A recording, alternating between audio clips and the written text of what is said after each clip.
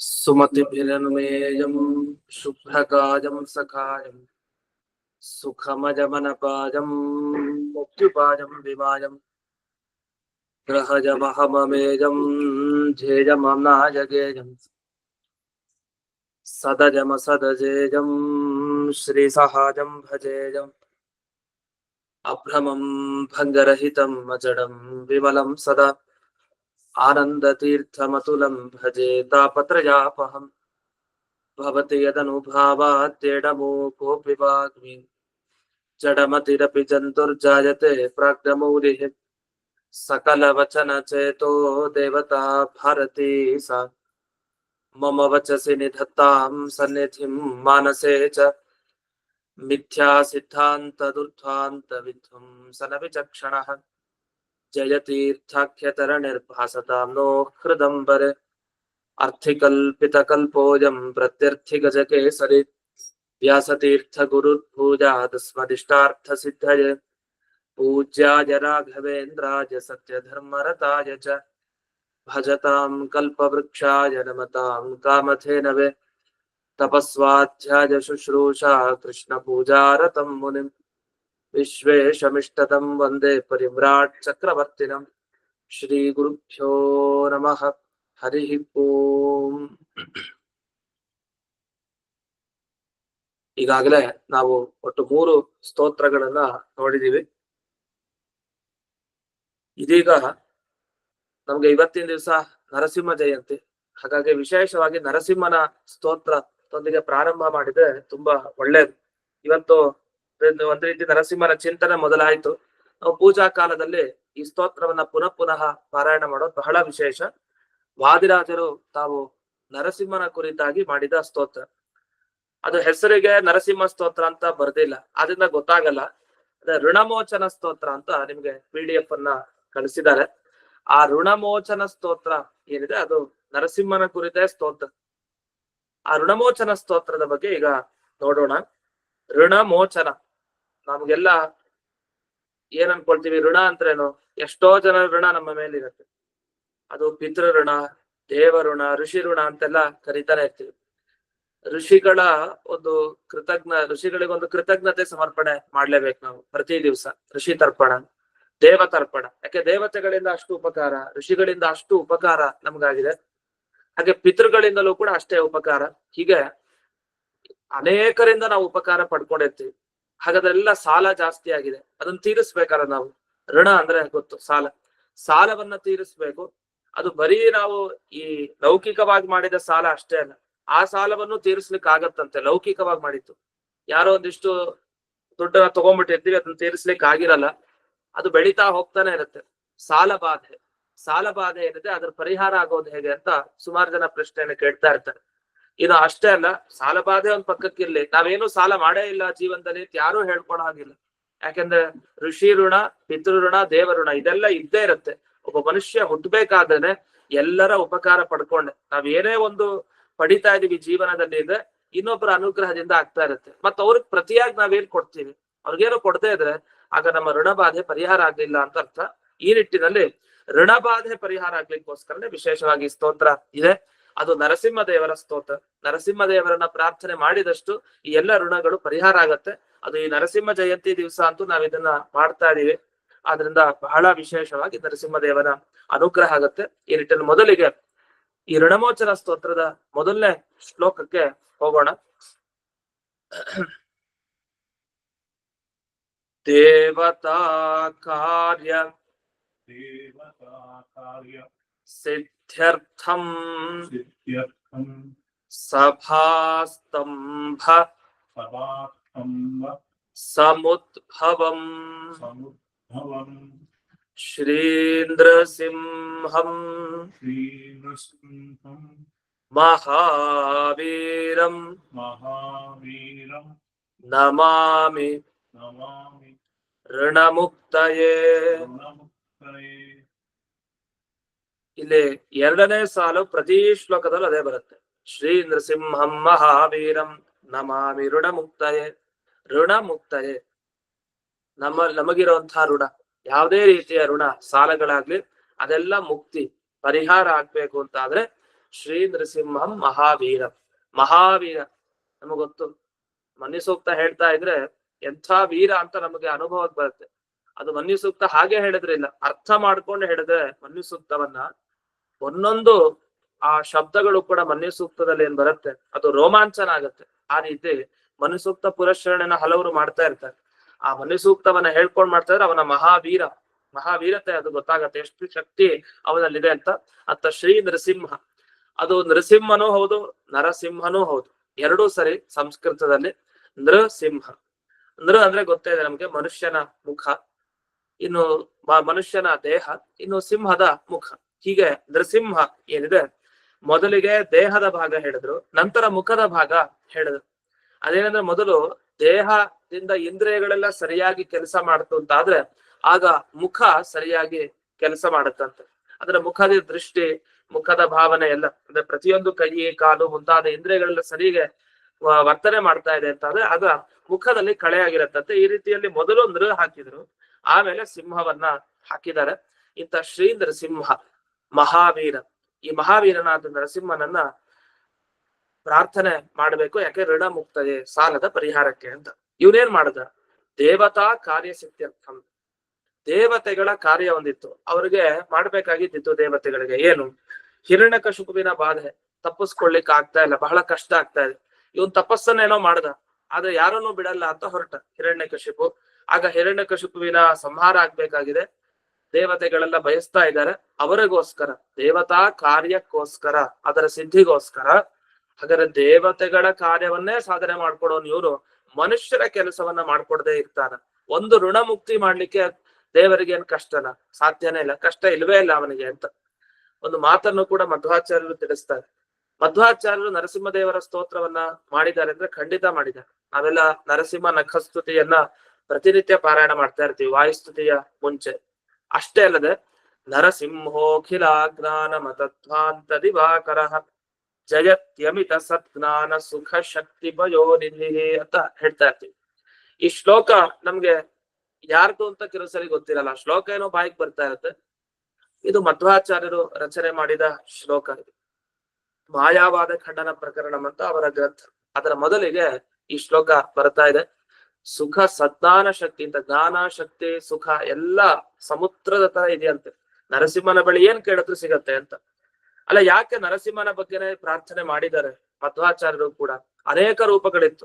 ಅದ್ರ ವಾಯುಸ್ತುತಿ ತ್ರಿವಿಕ್ರಮ ಪಂಡಿತಾಚಾರ್ಯ ರಚನೆ ಮಾಡಿದ್ಮೇಲೆ ನರಸಿಂಹನ ಬಗ್ಗೆನೇ ಯಾಕೆ ಕೊಟ್ಟು ಅಂದ್ರೆ ಒಂದ್ ಮಾತಿದೆಯಂತೆ, ಜೀವನದಲ್ಲಿ ಯಾವುದೇ ತರಹದ ವಿಘ್ನ ಇರ್ಲಿ, ಯಾವುದೇ ತರಹದ ವಿಘ್ನ ಇದ್ರು ನರಸಿಂಹದೇವರ ಆರಾಧನೆಯಿಂದ ಅದನ್ನೆಲ್ಲ ಕಳ್ಕೊಳ್ಬಹುದು ಅಂತ.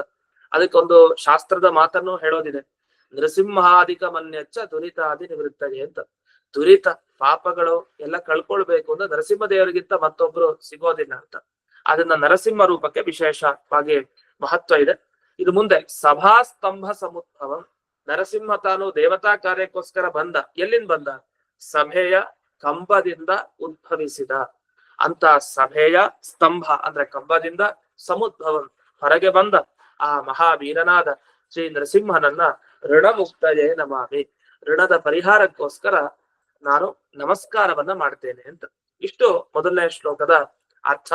ಇದು ಎರಡನೇ ಶ್ಲೋಕಕ್ಕೆ ಹೋಗೋಣ. ಲಕ್ಷ್ಮ್ಯಾಲಿಂಗಿತ ವಾಮಾಂಗಂ ಭಕ್ತಾನಾಂ ವರದಾಯಕಂ ಶ್ರೀನೃಸಿಂಹಂ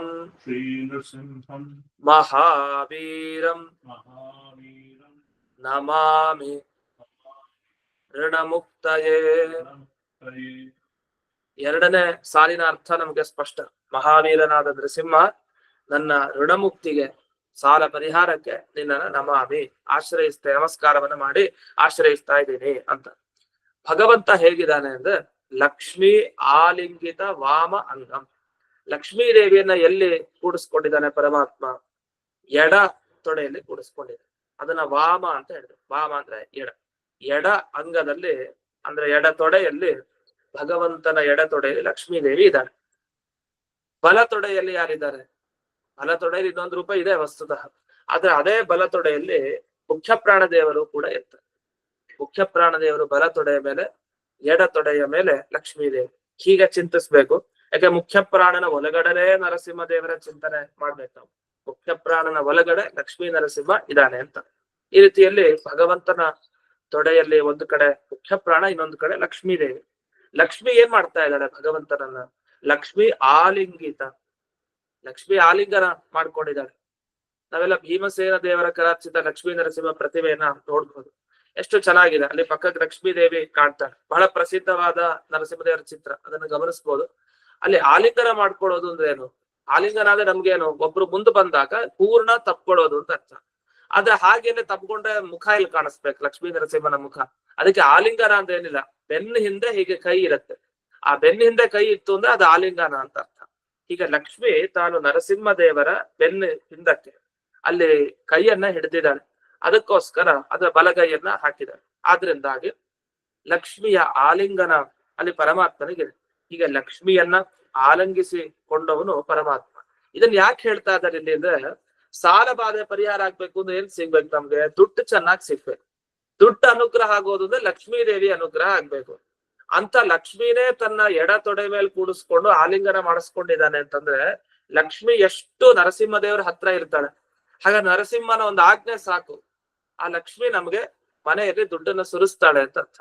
ಈ ನಿಟ್ಟಿನಲ್ಲಿ ವಾದಿರಾಜರು ಲಕ್ಷ್ಮಿಯ ಆಲಿಂಗನೆ ಮಾಡಿಕೊಂಡ ಭಾಗ ಅದು ಅಂತ ಎಡಭಾಗ ಅಂತ ಹೇಳ್ತಾ ಇದ್ದಾರೆ. ಈ ರೀತಿ ಲಕ್ಷ್ಮಿಯ ಆಲಿಂಗಿತ ವಾಮಾಂಗ. ಅಷ್ಟೇ ಅಲ್ಲ, ಅಲ್ಲಿ ವಾಯುಸ್ತುತಿ ಇದರ ಸಂದರ್ಭದಲ್ಲಿ ಅಂದ್ರೆ ನರಸಿಂಹ ನಖಸ್ತುತಿಯಲ್ಲಿ ಹೇಳ್ತಾ, ಭಗವಂತನ ಒಂದು ಕುಡಿ ನೋಟ ಸಾಕಂತೆ. ಕುಡಿ ನೋಟದಿಂದ ಚೂರು ಒಂದು ಬೆಂಕಿ ಕಿಡಿ ಹತ್ತಿದ್ರೆ ಇಡೀ ಜಗತ್ತೇ ಸುಟ್ಟೋಗತ್ತೆ ಅಂತ ಅಷ್ಟು ಶಕ್ತಿ ನರಸಿಂಹನ ಕುಡಿ ನೋಟದ ತುದಿಯಲ್ಲಿ ಹುಟ್ಟುವಂತಹ ಒಂದು ಆ ಬೆಂಕಿಯ ಕಿಡಿಗಷ್ಟು ಶಕ್ತಿ ಇದೆಯಂತೆ. ಅಂದ್ಮೇಲೆ ಇಂಥ ಪರಮಾತ್ಮ ಒಮ್ಮೆ ಲಕ್ಷ್ಮಿ ಕಡೆ ನೋಡಿದ್ರೆ ಸಾಕು, ತಕ್ಷಣ ಆ ಭಕ್ತನ ಅನುಗ್ರಹ ಮಾಡ್ಬಿಡ್ತಾನೆ. ವಸ್ತುತಃ ಲಕ್ಷ್ಮಿ ಚಂಚಲೆ. ಒಂದ್ಸಲಿ ಒಬ್ರ ಹತ್ರ ಒಂದಿಷ್ಟು ಕಾಲ ಇದ್ದೋಳು ಮತ್ತೆ ಅಲ್ಲೇ ಇರ್ಬೇಕು ಅಂತಿಲ್ಲ. ಆದ್ರೆ ಲಕ್ಷ್ಮಿ ಸ್ಥಿರವಾಗಿರ್ಬಿಡ್ತಾಳಂತೆ. ಯಾಕೆ? ನರಸಿಂಹದೇವ್ರ ದೃಷ್ಟಿ, ನನ್ನ ಭಕ್ತನ್ ಮನೆಗೆ ಹೋಗು ಅಂತ ಹೇಳಿದ್ರೆ ಅಲ್ಲೇ ನಿಂತು ಬಿಡ್ತಾಳಂತೆ. ಈ ಎಲ್ಲ ದೃಷ್ಟಿಯಲ್ಲಿ ಮಹಾವೀರನಾದ ಈ ಲಕ್ಷ್ಮೀ ನರಸಿಂಹನ ಪ್ರಾರ್ಥನೆ ಭಕ್ತಾನಾಂ ವರದಾಯಕಂ. ಭಕ್ತರಿಗೆ ವರವನ್ನ ಕೊಟ್ಟವನು. ಒಬ್ರಲ್ಲ ಇಬ್ರಲ್ಲ, ಅನೇಕ ಭಕ್ತರಿಗೆ. ಅದೇಗ್ ಗೊತ್ತಾಯ್ತು ಅಂದ್ರೆ, ಯಾವಾಗ ಅವನು ಕಂಬದಿಂದ ಹೊರಗೆ ಬಂದು ಎಲ್ಲ ಸಂಹಾರ ಮಾಡ್ದ ಹಿರಣ್ಯ ಕಶುಪುವನ್ನ, ಅದಾದ್ಮೇಲೆ ಏನಾಯ್ತು? ಅದಾದ್ಮೇಲೆ ಪ್ರಹ್ಲಾದರಾದ ಸ್ತೋತ್ರ ಮಾಡಿದ್ಮೇಲೆ ಶಾಂತ ಆಯ್ತು ಅಂತ ಭಾಗವತ ಎಲ್ಲ ವರ್ಣಿಸ್ತಾ ಇದೆ.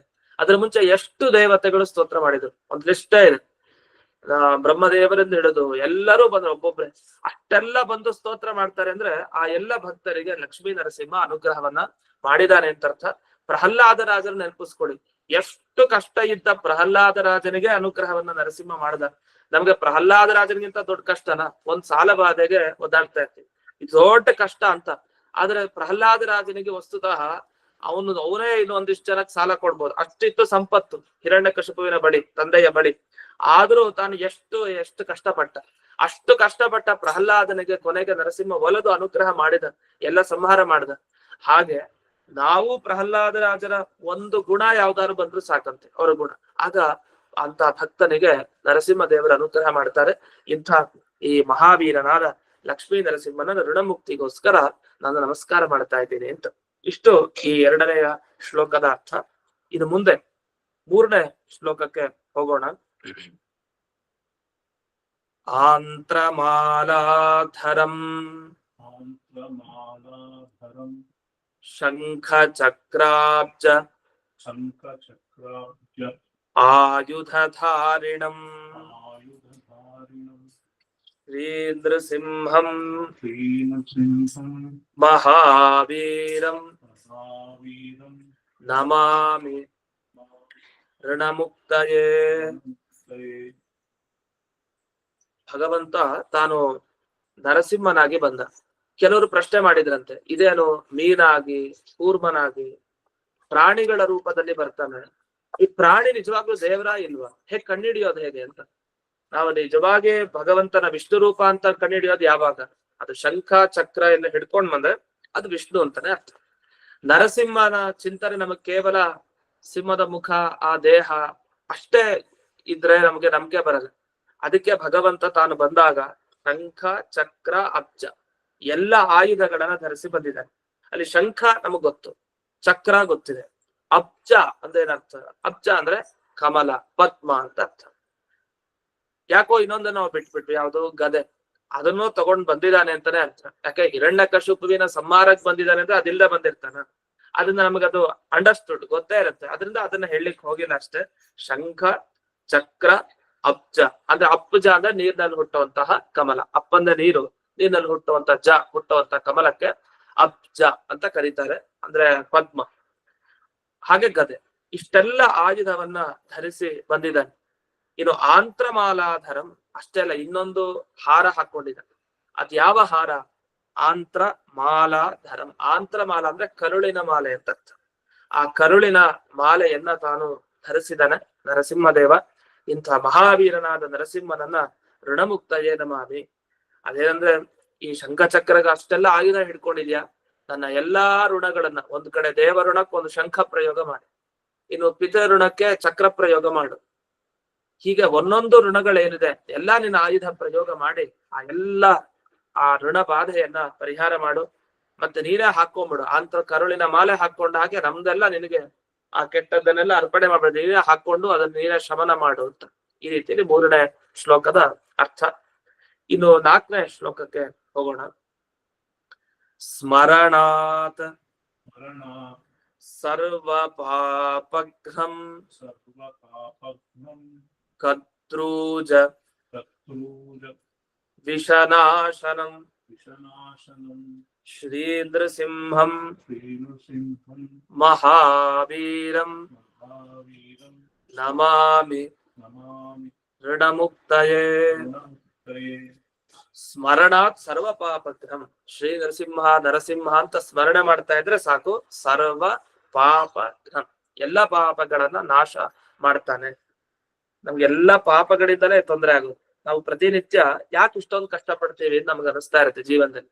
ನಾವು ಮಾಡೋ ಮಾನಸಿಕ ಪಾಪ, ಮನಸ್ಸಲ್ಲೇ ಬೈಕೊಳ್ತಾ ಇರ್ತೀವಿ ಅಥವಾ ಮನಸ್ಸಲ್ಲೇ ಏನೇನೋ ಅನ್ಕೊಳ್ತಾ ಇರ್ತೀವಿ. ಇಂಥ ಪಾಪಗಳು ಕಳಿಯೋದು ಯಾವಾಗ? ಇಂಥ ಪಾಪಗಳು ಕಳಿಯೋದು ನರಸಿಂಹನ ಸ್ಮರಣೆ ಮಾಡಿದಾಗ. ಅದು ಸಿಂಹ ಗರ್ಜನೆ ಮಾಡಿದ್ರೆ ಆ ದೂರದಿಂದ ಪ್ರಾಣಿಗಳೇ ಹತ್ರಕ್ಕೆ ಬರಲ್ವಂತೆ. ಸಿಂಹ ಬರ್ತಾ ಇದೆ ಅಂತ ಗರ್ಜನೆ ಮುಖಾಂತರ ಅದಕ್ಕೆ ಗೊತ್ತಾಗ್ಬಿಡುತ್ತೆ. ಆ ಸಿಂಹನ ಹೆಸರು ಕೇಳಿದ್ರೇನೆ ಹೆದರಿಕೆ ಆಗತ್ತಂತೆ. ಹಾಗೆ ಈ ಪಾಪಗಳಿಗೂ ಅಷ್ಟೇ. ಪಾಪಗಳು ಒಂದ್ ರೀತಿ ಪ್ರಾಣಿಗಳ ತರ ಬಂದ್ ಕಚ್ತಾ ಇರುತ್ತಂತೆ, ಬೇರೆ ಬೇರೆ ರೂಪದಲ್ಲಿ. ಹಾವು, ಅದು ಇದು ಎಲ್ಲಾ ತರ ಈ ನಮ್ಮ ಪಾಪಗಳು. ಆ ಪಾಪಗಳೆಲ್ಲ ಕಡಿತ ನಮ್ಗೆ ಆಗ್ಬಾರದು. ಆ ಪಾಪಗಳ ಫಲ ನಾವು ಅನುಭವಿಸಬಾರ್ದು ಅಂದ್ರೆ ಈ ಸಿಂಹದ ಗರ್ಜನೆ ಇರ್ಬೇಕಂತೆ ನಮ್ ಜೊತೆಗೆ ಈ ನರಸಿಂಹನನ್ನ ಹಿಡ್ಕೊಂಡ್ರೆ ಈ ಸಿಂಹ ಗರ್ಜನೆ ಮಾಡಿದ ಕೂಡ್ಲೆ ಸಾಕು, ಇದ್ರ ಹೆಸರು ಕೇಳಿದ ಕೂಡ್ಲೆ ಸಾಕು, ಓಡ್ ಹೋಗ್ತಾ ಇರತ್ತೆ ಪಾಪಗಳು, ಹತ್ರಕ್ಕೂ ಬರಲ್ಲ ಅಂತ. ಅದೇ ನರಸಿಂಹ ದೇವರು ಸಿಂಹ ಬಂದು ಹೋಗಿ ಬೇಟೆಯಾಡಿ ಅಷ್ಟೆಲ್ಲ ಮಾಡೋದ್ ಬೇಕಾಗಿಲ್ಲ. ಸಿಂಹ ಅಂತ ನಾವ್ ಹೇಳ್ತಾ ಇದ್ರೆ ಸಾಕು, ನಮ್ಮ ಪಾಪಗಳಿಗೆ ಸಿಂಹ ಬಂದಿದೆ ಅಂತ ಓಡ್ ಹೋಗತ್ತಂತೆ. ನಾವು ಸಿಂಹ ಅಂತ ಹೇಳ್ದೆ ಇದ್ರೆ ನಮ್ಮ ಒಳಗಡೆ ನರಸಿಂಹ ಬರ್ಲಿಲ್ಲ ಅಂತ ಆದ್ರೆ ಆರಾಮಾಗಿ ಆ ಪ್ರಾಣಿಗಳೆಲ್ಲ ಪಾಪಗಳು ವಿಚಿತ್ರ ಪ್ರಾಣಿಗಳೇನೋ ವಿಚಿತ್ರ ಒಂದಿಷ್ಟಿದೆ ಅನ್ಕೊಳ್ತೀವಿ. ಅದ ನಮ್ಮ ಪಾಪಗಳು ಆ ಪ್ರಾಣಿಗಳಿಗಿಂತ ವಿಚಿತ್ರ ಪಾಪಗಳು. ಅಂಥ ವಿಚಿತ್ರ ಈ ಪ್ರಾಣಿಗಳ ರೀತಿಯಲ್ಲಿರುವಂತಹ ಪಾಪಗಳು ಕೇವಲ ನರಸಿಂಹ ಅನ್ನುವ ಒಂದು ಸ್ಮರಣೆಯಿಂದ ಪರಿಹಾರ ಆಗತ್ತೆ. ಕದ್ರೂಜ ವಿಷನಾಶನಂ ಅಂತ ಬಂತು. ವಿಷಬಾಧೆ ಇದ್ರೆ, ಬರೀ ಋಣಬಾಧೆ ಅಲ್ಲ, ವಿಷಬಾಧೆ ಅಂದ್ರೆ ನಾನಾ ತರದ ವಿಷಗಳು. ಅಜ್ಞಾನ ಅನ್ನೋದೇ ವಿಷ ಅಂತೆ. ನಮ್ಮಲ್ಲಿರೋ ಅಜ್ಞಾನ ಇದೆಯಲ್ಲ ದೊಡ್ಡ, ಅದೇ ವಿಷ. ಅದು ಪಾಯ್ಸನ್. ಅದು ನಮ್ಮನ್ನ ಪೂರ್ಣ ಜೀವನದಲ್ಲಿ ಹಾಳು ಮಾಡ್ಬಿಡತ್ತೆ ಅಜ್ಞಾನ. ನಮ್ಗೆ ಅನ್ಸತ್ತೆ ಏನೋ ತಿಳ್ಕೊಳದೆ ಸುಮ್ನೆ ಇದು ಬಿಟ್ರೆ ಹೇಗ್ ನಾಶ ಮಾಡತ್ತೆ ಅಂತ. ಅದೇ ನಾಶ ಮಾಡೋದು. ತಿಳಿಲಿಕ್ ಹೋಗ್ಬೇಕಂತೆ. ಸುಮ್ನೆ ಮನೇಲೆ ಕೂತು ನಮ್ಗೆ ಯಾವ್ದು ಬೇಡ, ಆರಾಮಾಗಿ ಉದಾಸೀನವಾಗಿರ್ತೀವಿ, ಅಜ್ಞಾನಮಯವಾಗಿರ್ತೀವಿ ಅಂದ್ರೆ ಅದು ವಿಷದಂತೆ. ಅದು ಈ ರೀತಿ ಅಜ್ಞಾನ, ವಿಪರೀತ ಜ್ಞಾನ. ಮತ್ತೆ ನನಗೆ ಎಲ್ಲ ಗೊತ್ತಿದೆ ಅಂತ ಒಂದು ಜ್ಞಾನ ಇರುತ್ತೆ, ತಪ್ಪಾಗಿ ತಿಳ್ಕೊಂಡ್ಬಿಟ್ಟಿರ್ತೀವಿ. ಆದ್ರೆ ಹೋಗಿ ತಿಳ್ಕೊಳ್ಬೇಕು. ವಿಪರೀತ ಜ್ಞಾನ ಜಾಸ್ತಿ ಇರುತ್ತೆ. ಈ ಅಜ್ಞಾನ ವಿಪರೀತ ಜ್ಞಾನ ವಿಷ. ಅದ್ರ ಕುಡಿದು ಕೂಡಲೇ ಇದು ತಕ್ಷಣ ಸಾಯಿಸಲ್ಲ, ನಿಧಾನಕ್ಕೆ ಪೂರ್ಣ ದೇಹ ವ್ಯಾಪಿಸ್ಕೊಂಡು ಒಂದ್ಸರಿ ಸಾಯಿಸತ್ತೆ ಈ ಅಜ್ಞಾನ ವಿಪರೀತ ಜ್ಞಾನ. ಆ ಮಾಮೂಲಿ ವಿಷಗಳು ತಕ್ಷಣ ಹೋಗಿಸ್ಬಿಡತ್ತೆ ಆ ಜೀವನನ್ನ ಆ ದೇಹದಿಂದ. ಆದ್ರೆ ಈ ವಿಷ ಹಾಗಲ್ಲ. ಅಜ್ಞಾನ ಮತ್ತೆ ಈ ವಿಪರೀತ ಜ್ಞಾನ ಅನ್ನೋ ವಿಷ ಇದು ಕ್ರಮೇಣ ಆ ಪುರುಷನನ್ನ ಹೇಗೆ ಅಂದ್ರೆ ಮೋಕ್ಷಕ್ಕೆ ಎಂದಿಗೂ ಹೋಗ್ಲೇಬಾರದು ಆ ರೀತಿ ಮಾಡ್ಬಿಡತ್ತೆ. ಹಾಗಾಗಿ ಇಂಥ ವಿಷವನ್ನ ಪರಿಹರಿಸ್ಕೊಳ್ಳೋದು ಮುಖ್ಯ. ಹಾಗಾಗಿ ನರಸಿಂಹ ತಾನು ತೇಜೋ ರೂಪನಾಗಿ ಬಂದಾಗ, ನರಸಿಂಹ ಅಂದ್ರೆ ಅದು ತೇಜಸ್ಸಿನ ತರ, ಸೂರ್ಯನ ಪ್ರಕಾಶ, ಅದು ಬಂದಾಗ ಇಂಥ ವಿಷದ ಬಾಧೆ ಎಲ್ಲ ಹೋಗುತ್ತೆ ಅಂತ. ಯಾಕೆ ಆರೋಗ್ಯಂ ಭಾಸ್ಕರಾದಿಚ್ಛೇತ್ ಅಂತ ದೇವರು ಅವನು ಸೂರ್ಯ ರೂಪ ಅಂತ ಚಿಂತಿಸ್ಬೇಕಂತೆ. ನಾವೆಲ್ಲ ಸಾಮಾನ್ಯವಾಗಿ ಈ ಸೂರ್ಯನ ತರ ಹೊಳಿತಾ ಇದ್ದಾನೆ ದೇವರು, ಅಂತ ದೇವರು ಬಂದಿದ್ದಾನೆ ಅಂತ ಯಾಕೆ ಯೋಚನೆ ಮಾಡ್ತೀವಿ ಅಂದ್ರೆ, ಧ್ಯಾನವನ್ನು ಮಾಡ್ತೀವಿ. ಆರೋಗ್ಯಂ ಭಾಸ್ಕರಾದಿಚ್ಛೆ, ಆರೋಗ್ಯ ಬರ್ಬೇಕು ಅಂದ್ರೆ ಸೂರ್ಯನ ಬೆಳಕು ಬೇಕು ಅಂತ ಹೇಳ್ತಾರೆ. ಆ ರೀತಿಯಲ್ಲಿ ತೇಜೋ ರೂಪನಾದ ಸೂರ್ಯನನ್ನ, ಈ ಭಗವಂತನನ್ನ ಪ್ರಾರ್ಥನೆ ಮಾಡಿದ ನರಸಿಂಹನನ್ನ, ಆಗ ವಿಷಬಾಧೆ ಪರಿಹಾರ ಆಗತ್ತೆ ಅಂತ. ಇನ್ನು ಇಲ್ಲಿ ಕದ್ರೂಜ ಅಂತ ಹಾಕಿದ್ದಾರೆ. ವಿಷ ಎಲ್ಲಿಂದ ಬಂದಿತ್ತು? ವಿಷ ಬಂದಿದ್ದೇನು? ಸರ್ಪದ ವಿಷ ಅಂತಾನೆ ಪ್ರಸಿದ್ಧ. ಹಾವು ಏನು ವಿಷವನ್ನ ಕಾರ್ತಾ ಇದೆ, ಆ ವಿಷದಿಂದಲೇ ತಾನೇ ಬಾಧೆ ನಮ್ಗೆ. ಹಾಗಾದ್ರೆ ಹಾವು ಯಾವುದು? ಈ ಹಾವುಗಳು ಅಂದೇನು ಈ ಕಾಮಕ್ರೋಧಾದಿಗಳೇ ಹಾವಂತೆ. ನಿಜವಾಗಿ ಕಾಮಕ್ರೋಧ ಲೋಭ ಮೋಹ ಮದ ಮಾತ್ಸರ್ಯ, ಈ ಹಾವುಗಳೇನ್ ಮಾಡುತ್ತೆ, ಆಗಾಗ ಕುಟುಕ್ತಾ ಇರುತ್ತಂತೆ. ಒಂದು ಕಾಮ ಕುಟುಕಿ ಸುಮ್ನಿದ್ರೆ ಇನ್ನೊಂದು ಕ್ರೋಧ ಹೇಳುತ್ತಂತೆ. ಒಮ್ಮೆ ಕೋಪ ಜಾಸ್ತಿ ಆಗತ್ತೆ, ಒಮ್ಮೆ ಲೋಭತನ ಜಿಪುಣತನ ಜಾಸ್ತಿ ಆಗತ್ತೆ, ಈ ಒಮ್ಮೆ ಅತಿಯಾಸೆ ಜಾಸ್ತಿ ಆಗತ್ತೆ. ಇದು ಒಂದೊಂದು ಹಾವುಗಳು 6 ಹಾವು 5 ಇರ್ಬೇಕು ಹಾವು, ಆದ್ರೆ 6 ಹಾವು ಇಟ್ಕೊಂಡಿದೀವಿ. ಅದು ಆಗಾಗ ಹೆಡೆ ಎತ್ತು ಹೊಡಿತಾ ಇರುತ್ತೆ, ವಿಷ ಕಕ್ತಾ ಇರುತ್ತೆ. ಇದು ಪರಿಹಾರ ಆಗಬೇಕು ಅಂದ್ರೆ ಮಹಾವೀರನಾದ ನರಸಿಂಹ ನಮಗ್ ಬರ್ಲೇಬೇಕು. ನೀವು ನರಸಿಂಹ ದೇವರ ತಲೆ ಮೇಲೆ ನೋಡ್ಬೋದು, ಕೆಲವು ಚಿತ್ರಗಳಲ್ಲೆಲ್ಲ ಹಾವಿರುತ್ತೆ. ಅದ್ರ ಸಂಕೇತ ಏನು ಅಂದ್ರೆ ವಿಷ ಪರಿಹಾರ ಮಾಡ್ತಾನೆ ದೇವರು ಅಂತ. ಲಕ್ಷ್ಮಿ ತೊಡೆಯಲ್ಲಿ ಇಟ್ಕೊಂಡು ನಿಮಗ್ ಸಂಪತ್ತು ದುಡ್ಡಿನ ಯೋಚನೆ ಮಾಡ್ಬೇಡಿ ಅಂತ. ಇವು ಇನ್ನೊಂದು ಕಡೆ ವಿಷ ಯೋಚನೆ ಮಾಡ್ಬೇಡಿ, ಯಾಕೆಂದ್ರೆ ನನ್ನ ತಲೆ ಮೇಲೆ ಅದೆಲ್ಲ ನನಗೆ ಸೇವೆ ಮಾಡ್ತಾ ಕೂತಿದಾವೆ ಸರ್ಪಗಳು ಅಂತ ಆ ಮುಖಾಂತರ ತೋರಿಸ್ತಾ ಇದ್ದಾರೆ. ಹೀಗೆ ಕದ್ರು ಅಂದ್ರೆ ಕದ್ರು ದೇವಿ ಏನಿದ್ದಾಳೆ, ಕದ್ರು ದೇವಿಯಿಂದ ಹುಟ್ಟಿದವರು. ಕದ್ರು ದೇವಿಯ ಮಕ್ಕಳು ಯಾರು? ಕದ್ರು ದೇವಿಯ ಮಕ್ಕಳು ಸರ್ಪಗಳು ಅಂತ ಅರ್ಥ. ಅದರಿಂದ ಸರ್ಪ ಅಂತ ಇಲ್ಲಿ ಶಬ್ದ ಬಳಸಲಿಲ್ಲ, ಕತ್ರೂಜ ಅಂತ ಶಬ್ದವನ್ನ ಬಳಸಿದ್ದಾರೆ. ನಮ್ಗೇನ್ ಕತ್ರೂಜ ಅಂದ್ರೆ ಕರ್ಪೂಜ ಅಂತ ಅನ್ಕೊಳ್ಬಾರ್ದು. ಆಮೇಲೆ ಕದ್ರು ಅಂದ್ರೆ ಕದ್ರು ದೇವಿ, ಆ ಕದ್ರು ದೇವಿಯಿಂದ ಹುಟ್ಟಿದವರು ಅಂದ್ರೆ ಸರ್ಪಗಳು. ಆ ಸರ್ಪಗಳ ವಿಷವನ್ನ ಪರಿಹಾರ ಮಾಡೋನು ಮಹಾವೀರನಾದ ನರಸಿಂಹ ಅಂತ. ಹೀಗೆ ಈ ಶಬ್ದಕ್ಕೆ ಅರ್ಥ. ನಮಗೆ ಕದ್ರು ದೇವಿ ವಿನತಾ ದೇವಿ ಗೊತ್ತು, ವಿನತಾ ದೇವಿಯ ಮಗ ಗರುಡ ವೈನತೇಯ ಅಂತ. ಕದ್ರು ದೇವಿಯ ಮಕ್ಕಳು ಈ ಕಡೆ ಸರ್ಪ. ಗರುಡ ಮತ್ತೆ ಸರ್ಪಗಳಿಗೆ ಆದ ಘಟನೆ ಜಗಳಗಳು ಅದೆಲ್ಲ ಇದೆ. ಅಂತೂ ಸರ್ಪಗಳ ಬಾಧೆ ಪರಿಹಾರ ಆಗ್ಬೇಕು ಅಂದ್ರೆ ಗರುಡಾರೂಢನಾದ ಪರಮಾತ್ಮನ ಪ್ರಾರ್ಥನೆ ಮಾಡ್ಬೇಕು. ಈ ಹಿನ್ನೆಲೆಯು ಕೂಡ ಅದಕ್ಕಿದೆ. ಈ ರೀತಿಯಲ್ಲಿ ಮಹಾವೀರನಾದ ನರಸಿಂಹನನ್ನ ಋಣಮುಕ್ತಯೇ ನಮಾಮಿ ಅಂತ ಹೇಳ್ತಾ 5ನೇ ಶ್ಲೋಕಕ್ಕೆ ಹೋಗೋಣ. ಸಿಂಹನಾದೇನ ಮಹತಾ ದಿಗ್ದಂತಿ ಅಯನಾಶನಂ ಶ್ರೀ ನೃಸಿಂಹಂ ಮಹಾವೀರಂ ನಮಾಮಿ ಋಣಮುಕ್ತಯೇ.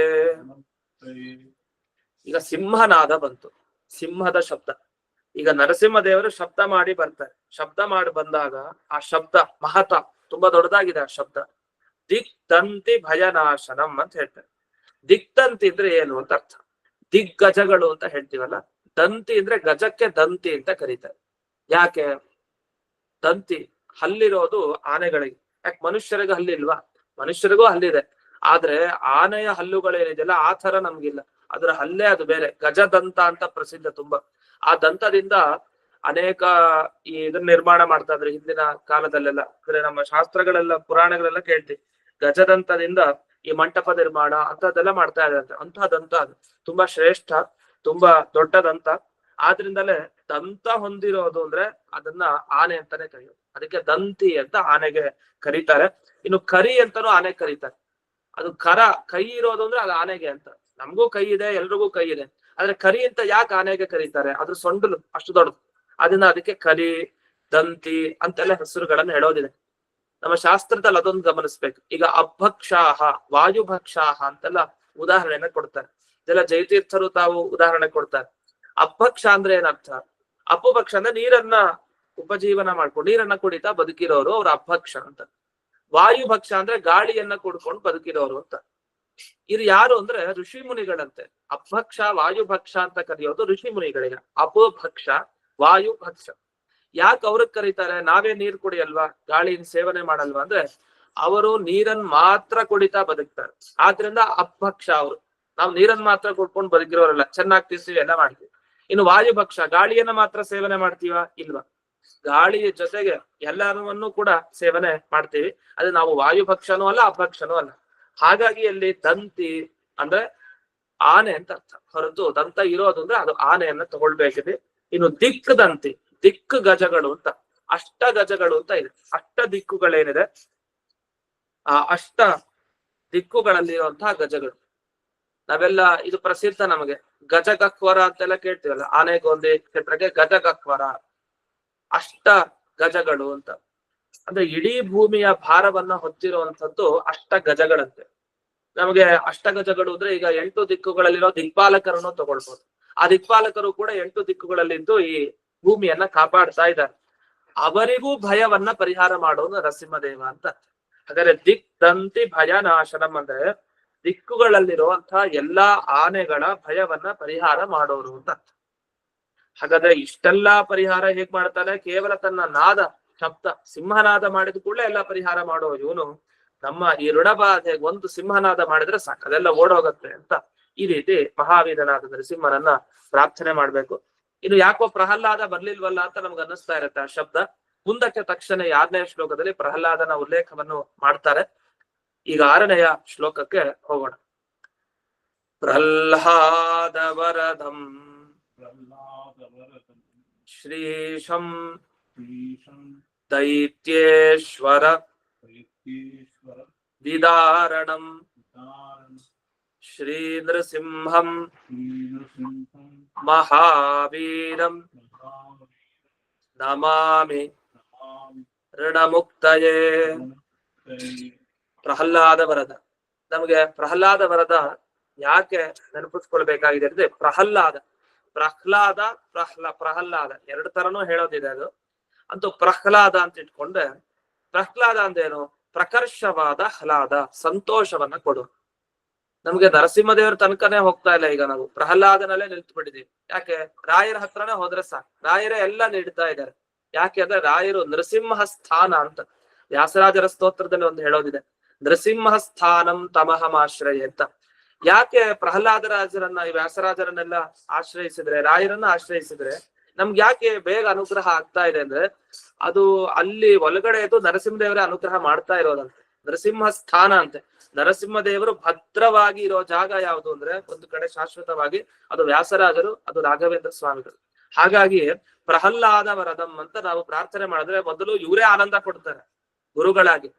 ಆ ಪ್ರಹ್ಲಾದರಾಜರನ್ನ ಹಿಡಿಯೋ ಜೊತೆಗೆ ಅವನಿಗೆ ವರ ಕೊಟ್ಟಂತಹ ಆ ಪರಮಾತ್ಮನನ್ನ ಹಿಡಿತೀವಿ ಅಂತಾದ್ರೆ ಅವನು ಪರಮಾತ್ಮ ಪ್ರಹ್ಲಾದರಾಜರ ಮುಖಾಂತರ ಖಂಡಿತ ಅನುಗ್ರಹ ಮಾಡ್ತಾನೆ ಅಂತ. ಈ ರೀತಿ ಪ್ರಹ್ಲಾದ ವರದ ವರವನ್ನ ಕೊಟ್ಟವನು. ಶ್ರೀಶಂ, ಶ್ರೀಶ ಅನ್ನೋದಕ್ಕೆ ಆ ಸುಲಭವಾದ ಅರ್ಥ. ಶ್ರೀಶ ಅಂದ್ರೆ ಲಕ್ಷ್ಮೀ ಪತಿ. ದೈತ್ಯ ಈಶ್ವರ ವಿದಾರಣಂ. ದೈತ್ಯೇಶ್ವರ ಅಂದ್ರೆ ಯಾರು? ಹಿರಣ್ಯಕಶಿಪು, ದೈತ್ಯರ ರಾಜ ಈಶ್ವರ. ಆ ಈಶ್ವರನ ವಿದಾರಣ, ಸೀಳೋನು ಅಂತ. ನಮ್ಗೆ ಇನ್ನೊಂದು ಮಾತು, ಈಶ್ವರ ಅಂದ್ರೆ ಕೆಲವರಲ್ಲಿ ಇನ್ನೂ ಏನಿರುತ್ತೆ ಅಂದ್ರೆ, ಈಶ್ವರ ಅಂದ್ರೆ ಅದು ರುದ್ರದೇವರೇ, ಶಿವ ಅಂತಾನೆ ಅರ್ಥ ಅಂತ. ಅದೇ ಇಲ್ಲಿ ದೈತ್ಯ ಈಶ್ವರ ಅಂದ್ರೆ ಯಾರು? ದೈತ್ಯರಿಗೆ ಒಡೆಯ, ಅದೇ ಅದು ಹಿರಣ್ಯಕಶಿಪು. ಹಾಗಾಗಿ ಈಶ್ವರ ಅನ್ನೋ ಶಬ್ದ ಅದು ಕಾಮನ್, ಅದು ಎಲ್ಲಾ ಕಡೆ ಬಳಸುವ ಶಬ್ದನೇ. ಅದೇ ಇಲ್ಲಿ ದೈತ್ಯ ಈಶ್ವರ ಅಂದ್ರೆ ಹಿರಣ್ಯಕಶಿಪು, ಅವನನ್ನ ವಿದಾರಣಂ ಸೀಳಿ ಹಾಕಿದಾನೆ. ಹೀಗೆ ಲಕ್ಷ್ಮಿಗೆ ಪತಿ, ಪ್ರಹ್ಲಾದನಿಗೆ ವರ ಕೊಟ್ಟ, ದೈತ್ಯೇಶ್ವರನ ಸಂಹಾರ ಮಾಡ್ದ.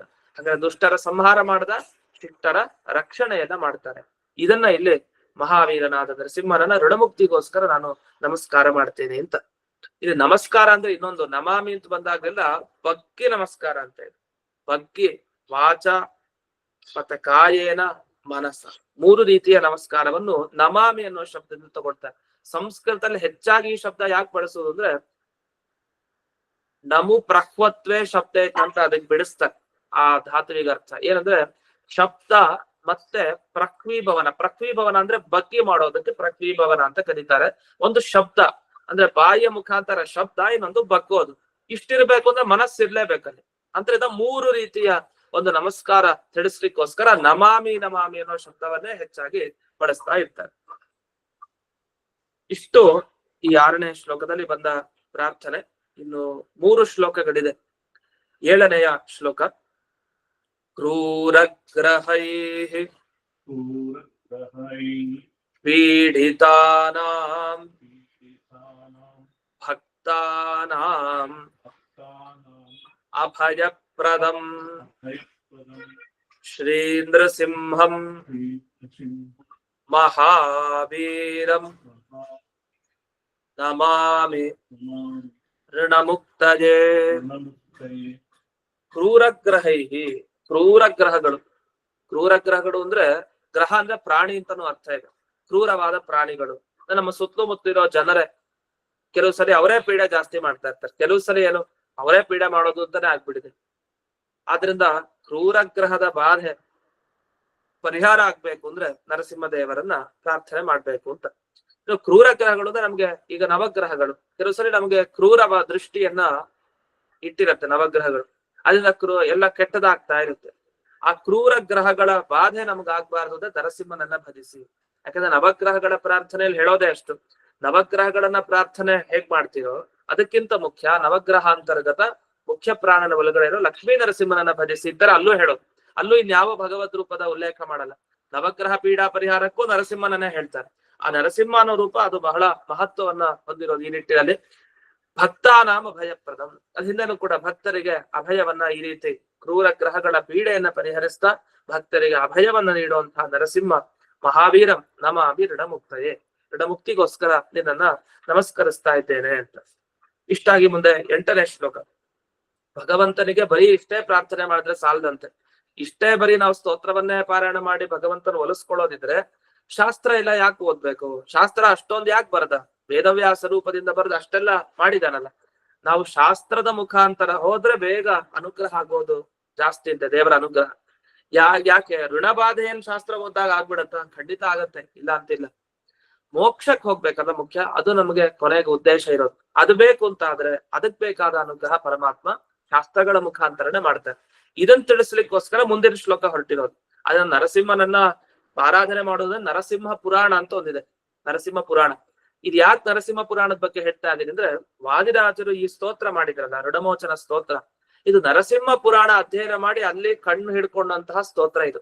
ನಮಗೆ ನರಸಿಂಹ ಪುರಾಣ ಸಾವಿರಾರು ಶ್ಲೋಕಗಳಿದೆ, ಅದನ್ನೆಲ್ಲ ನಾವು ಪಾರಾಯಣ ಮಾಡ್ತಾ ಕೂತ್ರೆ ಆಗ ನಾವು ಋಣಬಾಧೆ ಪರಿಹಾರ ಆಗತ್ತೆ ಅಂತ ಅಲ್ಲಿ ಬರುತ್ತೆ. ಋಣಬಾಧೆ ಪರಿಹಾರ ಆಗ್ಲಿಕ್ಕೆ ನರಸಿಂಹ ಪುರಾಣ ಹೆಂಗೆ ಹೇಳೋದು? ನಮ್ಮ ಸ್ತೋತ್ರಗಳು ಪಾರಾಯಣ ಮಾಡ್ಲಿಕ್ಕೆ ನಮಗ್ ಕಷ್ಟ ಆಗತ್ತೆ ಚಿಕ್ಕದಾಗಿ. ಅಷ್ಟೆಲ್ಲ ಹೇಗ್ ಮಾಡೋದು ಅದನ್ನ ಯೋಚಿಸ್ಬೇಡಿ. ನರಸಿಂಹ ಪುರಾಣದ ಪಾರಾಯಣದ ಫಲ ಕೇವಲ ಈ ಋಣಮೋಚನ ಸ್ತೋತ್ರ ಪಾರಾಯಣ ಮಾಡಿದ್ರೆ ಸಿಗತ್ತೆ ಅಂತ ಸುಲಭವಾದ ಮಾರ್ಗವನ್ನ ಇದೆ ವಾದಿರಾಜರು ತೋರಿಸ್ಕೊಟ್ಟು.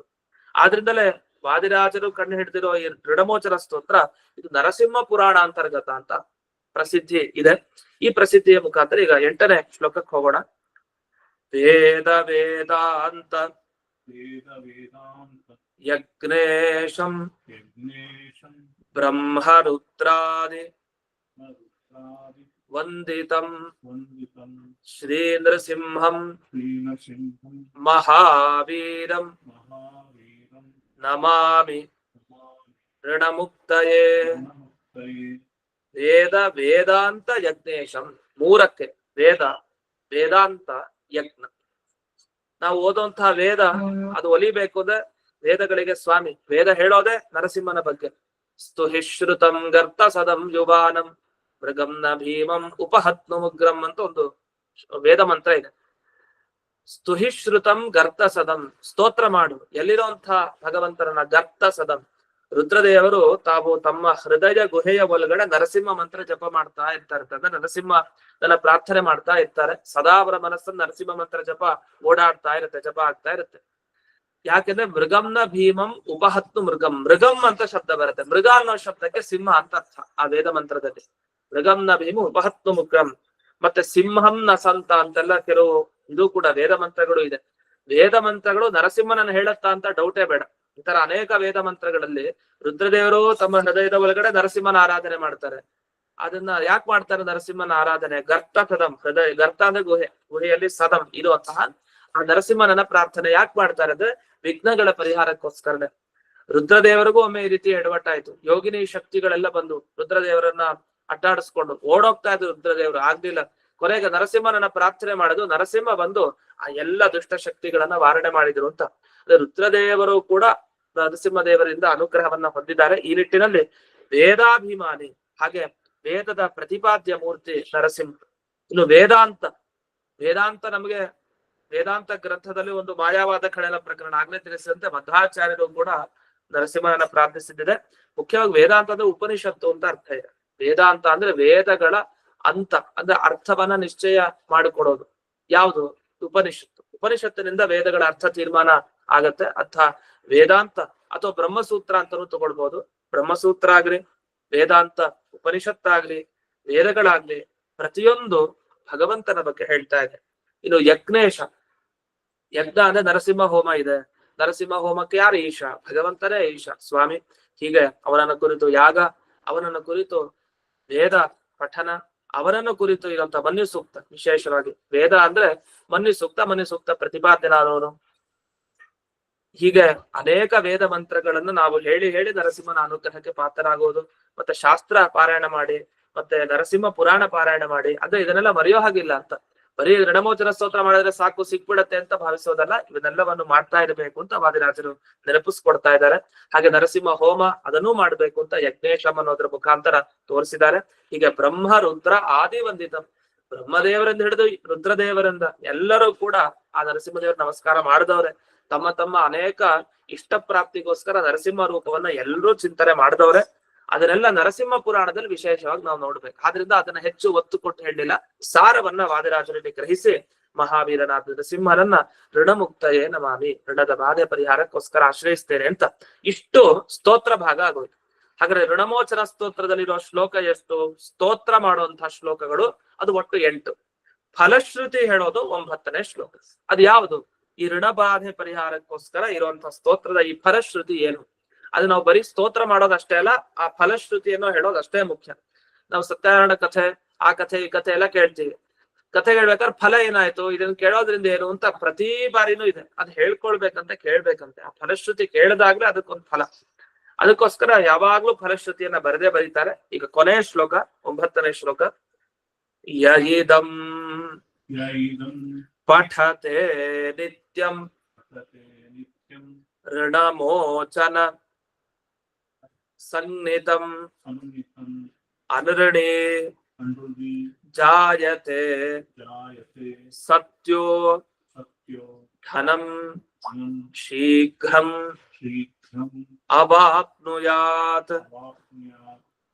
ಯಯಿದಂ ಪಠತೆ ನಿತ್ಯಂ, ಪ್ರತಿನಿತ್ಯ ಪಠನ ಮಾಡ್ಬೇಕು ಅಂತ. ಯಾವಾಗ್ಲೂ ಅಷ್ಟೇ, ಅದು ಡೈಲಿ ಇರ್ಬೇಕು ಅಂತ.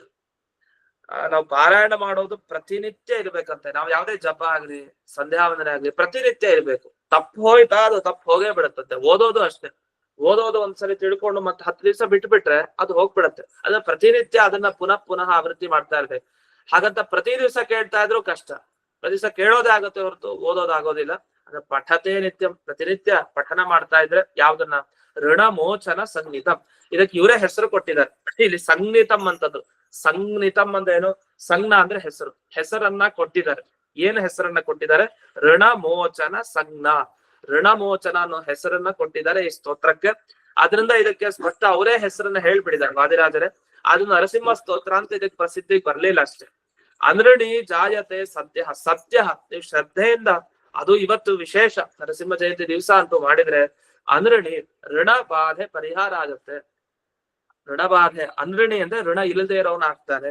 ಋಣ ಇಲ್ಲದೆ ಇರೋನಾಗಿ ಶೀಘ್ರಂ ಧನಂ ಅವಾಪ್ನುಯಾತ್, ಶೀಘ್ರವಾಗಿ ವೇಗವಾಗಿ, ಎಷ್ಟು ಬೇಗ ಸಾಧ್ಯನೋ ಅಷ್ಟು ಬೇಗ ಧನಂ ಸಂಪತ್ತನ್ನ ಅವನು ಪಡಿತಾನೆ, ದುಡ್ಡನ್ನ ಪಡಿತಾನೆ.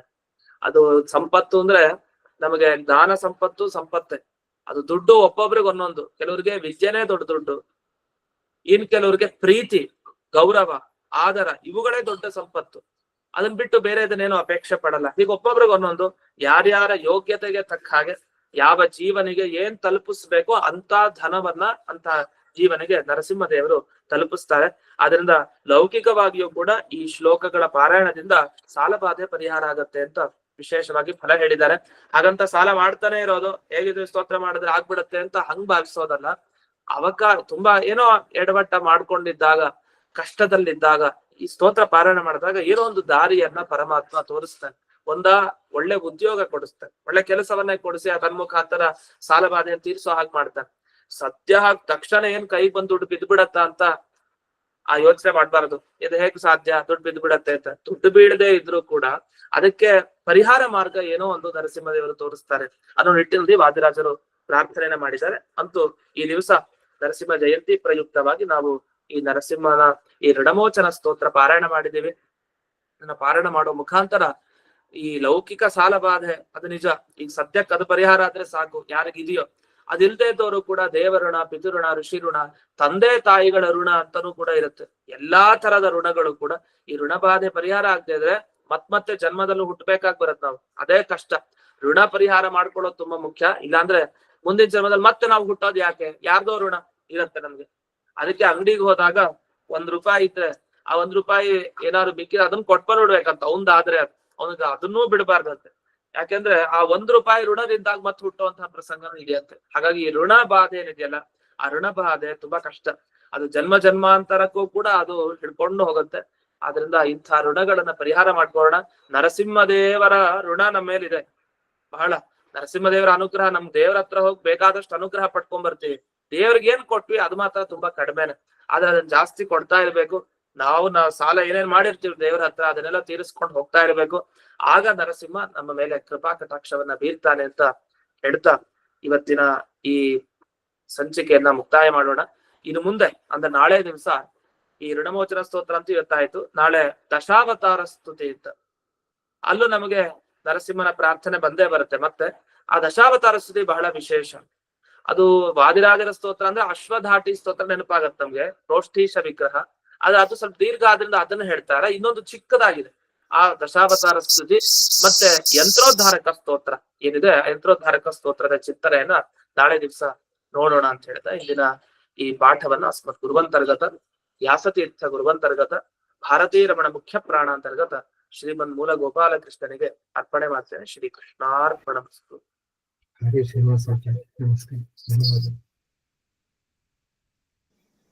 ನಮಸ್ಕಾರ ಆಚಾರ್ಯ. ನಮಸ್ಕಾರ ಆಚಾರ್ಯ. ಶನೈಶ್ವರ ಕೃತ ನರಸಿಂಹ ಸ್ಥಿತಿನ ದಯವಿಟ್ಟು ಹೇಳ್ಕೊಡಿ ಆಚಾರ್ಯ. ಆಯ್ತು. ನಮಸ್ಕಾರ.